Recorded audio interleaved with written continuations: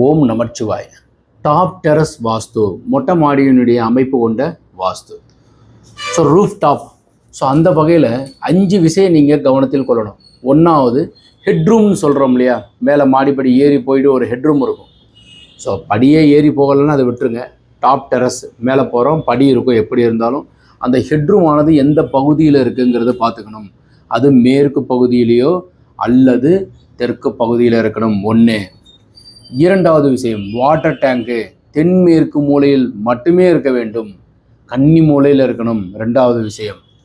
அப்புறம் அந்த மழைநீர் சேகரிப்புக்கு உண்டான பைப்பு துவாரம், தண்ணி வெளியே வர்றதுக்கு உண்டான, மழை பெஞ்சா தண்ணி வெளியே வரும் இல்லையா, அது ஈசானத்தில் ஒன்று இருந்து வேற ஒரு பகுதியில் வேறதாக இருக்கலாம்.